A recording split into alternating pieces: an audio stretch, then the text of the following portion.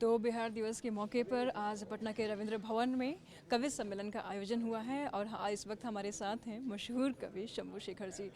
आज बिहार दिवस के अवसर पर कवि सम्मेलन का आयोजन हुआ, आप आए भी, कैसा लगा आपको? जी, मुझे बहुत ही अच्छा लगा। और यहाँ पे जितनी ऑडियंस थी पूरे हॉल में, मतलब उनकी तालियां, ठहाके, और सबसे बड़ी बात, जितनी बार भी संवेदना की बात हुई लोगों ने खुलकर उसको सराहा। और जब बिहार गीत गाया तो सभी लोग साथ में, जो लोग नहीं देख पाए मुझे लगता है वो लोग चूक गए हैं। आपने भी देखा कितना बेहतरीन और बहुत मन प्रसन्न है। बिहार दिवस, बिहार का 111वां स्थापना दिवस आज है। हम सब बिहारियों के लिए ये गौरव का क्षण है। ये हमारे लिए किसी त्यौहार से कम नहीं है। बिहार दिवस को हम पूरे त्यौहार की तरह मनाते हैं इसको, और बहुत ही अपने आप को गौरवान्वित महसूस करते हैं। मैं शिक्षा विभाग के तमाम पदाधिकारियों का और एक मीडिया के बात से एक बात और कहना चाहता हूं। अब से पहले तक जो कार्यक्रम होते थे उसमें इवेंट वालों को टेंडर दिया जाता था और कलाकारों को उसे बुलाया जाता था। इस बार शिक्षा विभाग ने सीधा कलाकारों से संपर्क करके और पूरे पैसे सीधे कलाकारों के खाते में कराए हैं। ये बड़ी अच्छी बात है, इसके लिए पूरा एप्रिसिएशन होना चाहिए शिक्षा विभाग का। इसके लिए मैं बहुत बहुत आभार करता हूँ, धन्यवाद करता हूँ।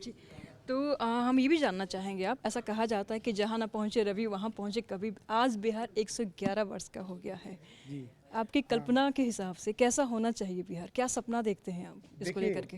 बिहार को मैं तो, आपने कहा ना जहाँ ना पहुँचे रवि वहाँ पहुँचे कवि। अब इस हॉल में रवि पहुँच के दिखाए हम पहुँच गए। तो लेकिन मैं ये आत्मनिर्भर बिहार, भारत आत्मनिर्भर की बात चलती है, लेकिन मैं आत्मनिर्भर बिहार को देखना चाहता हूँ। मैं चाहता हूँ कि बिहार से पूरी तरह से पलायन रुके। मैं चाहता हूँ शिक्षा का ऐसा विस्तार हो, जो बच्चे हमारे कोटा में पढ़ने जाते हैं, जो बच्चे हमारे चंडीगढ़ में, देहरादून में पढ़ रहे हैं, यहाँ पर आकर के पढ़े। कोटा में आप देखेंगे, आपको आश्चर्य होगा, पढ़ने वाले बिहारी, पढ़ाने वाले बिहारी।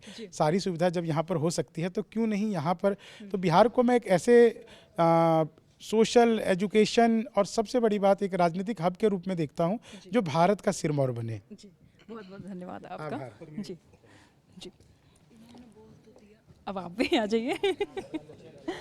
तो इस वक्त हमारे साथ है मशहूर कवि पद्मिनी शर्मा जी।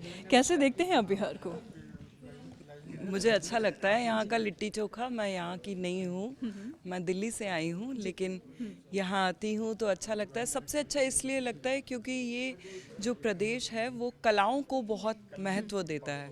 जहाँ आज रील्स का, फिल्म्स का और डिस्को का ज़माना है, वहाँ कलाओं को इतना महत्व मिलना बहुत बड़ी बात है।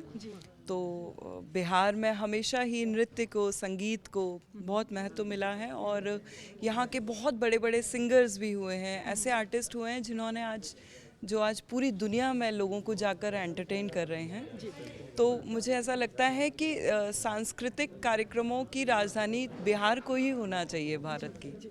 आपने कहा कि आपको लिट्टी चोखा बहुत पसंद है, क्योंकि आप बिहार में आई हैं, राजधानी पटना में आई हैं। लिट्टी चोखा खाई कि नहीं खाई हाँ आप? हाँ बिल्कुल, मैं जब भी आती हूँ तो ज़रूर खाती हूँ, और सत्तू के पराठे भी खाती हूँ, और मैं यहाँ से सत्तू लेके भी जाती हूँ और घर में भी बनवा के खाती हूँ। तो अब ये आप बिहार में हैं, इस वक्त राजधानी पटना में हैं, क्या कुछ स्मृति यहाँ से आप लेकर के जा रही हैं?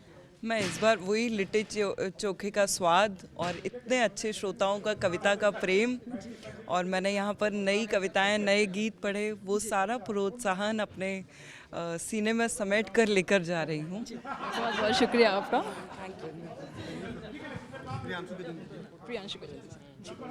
तो इस वक्त कवि सम्मेलन में हमारे साथ हैं मशहूर कवि प्रियांशु गजेंद्र जी।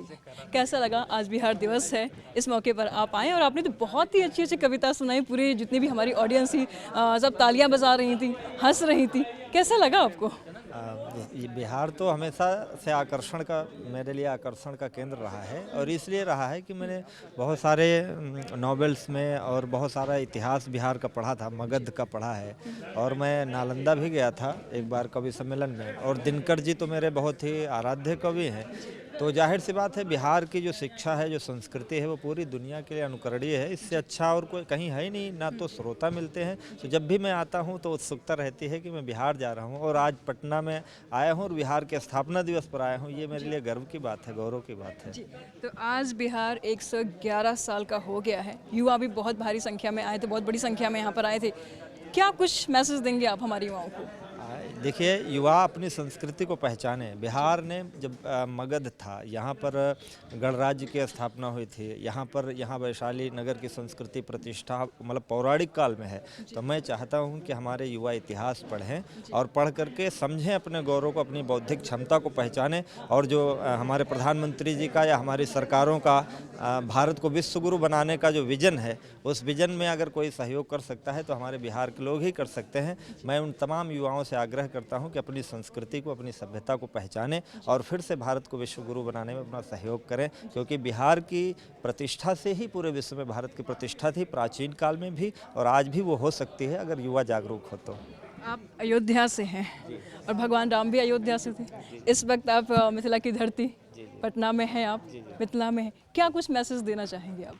देखिए, मैं अयोध्या से हूँ और अयोध्या से और मिथिला के संबंध रहे हैं और बहुत ही प्रगाढ़ संबंध रहे हैं अच्छे, क्योंकि ससुराल से अच्छा संबंध किसी के नहीं हो सकता। माता जानकी हमारी यहाँ की हैं, तो जब भी मैं आता हूँ यहाँ तो मैं ये महसूस करता हूँ कि माता जानकी यहाँ के खेली होंगी, यहाँ बड़ी हुई होंगी, राजा जनक के आश्रय में रही और इधर उधर उन्होंने तमाम जगहों पर अपने चरण रखे होंगे। तो मैं नतमस्तक होता हूँ और प्रभु राम की धरती से आया हूँ और मैं प्रणाम निवेदित करता हूँ कि मैं अपनी पूज्य माता के घर में आया हूँ। बहुत बहुत शुक्रिया आपका। तो आज कवि सम्मेलन का आयोजन हुआ है और इसमें बिहार ही नहीं, बिहार, उत्तर प्रदेश और अनेक राज्यों से कवियों ने अपने कविताओं की लहरियाँ बिखेरी हैं। फिलहाल धन्यवाद।